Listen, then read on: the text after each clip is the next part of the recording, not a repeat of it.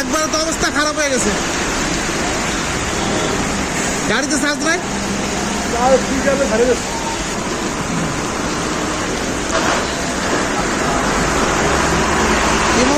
বুঝলেন কি একটা দাঁড়াইতেন,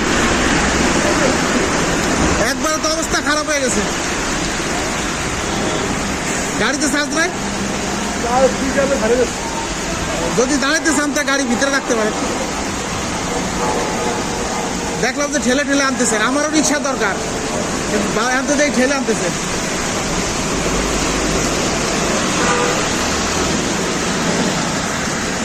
এত বৃষ্টি নামতেছে, বৃষ্টির কারণে চার্জ দেওয়াতে সমস্যা হচ্ছে। কোন জায়গায় রিক্সা? নাবিস্কো। তাও তো আপনার নাবিস্কোর মধ্যে ঠেলে দেওয়া লাগবে।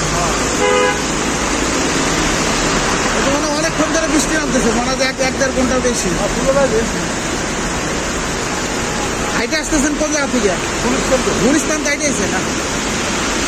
পানি গেছে ভিতরে নাকি? পানি গেছে। এখন তো ঠেলে নেওয়া ছাড়া কোনো বুদ্ধি নাই। এরকম যদি অবস্থা থাকতো যে পায়ে প্যাডেল দিয়ে চালান যাইতো, এরকম সিস্টেম নাই না? এই সিস্টেমটা করা থাকলে ভালো হইতো।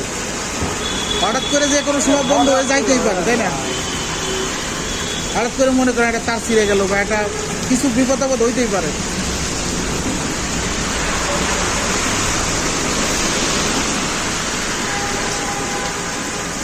আজকে করলাম যতক্ষণ ওই আর থামিয়ে গেছে, আজকে করলাম। হ্যাঁ, অনেক বৃষ্টি নামতেছে।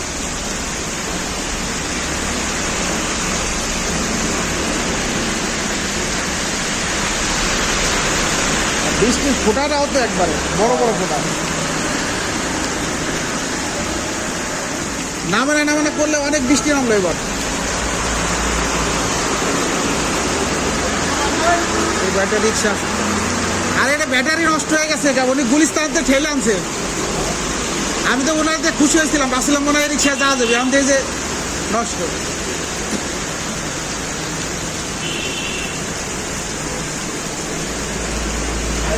এই বাইকটা গুলিস্তান থেকে প্রায় এখন হলে ঢাকা তেজগাঁও 5 থেকে 6 কিলো রাস্তায় এবং ঠেলে চলে আসছে বৃষ্টির কারণে।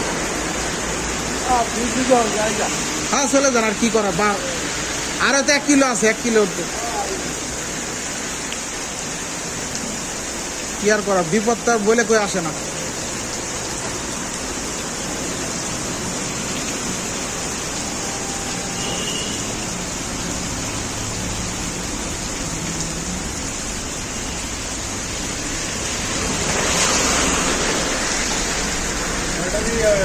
ব্যাটারিতে পানি টানি গেছে।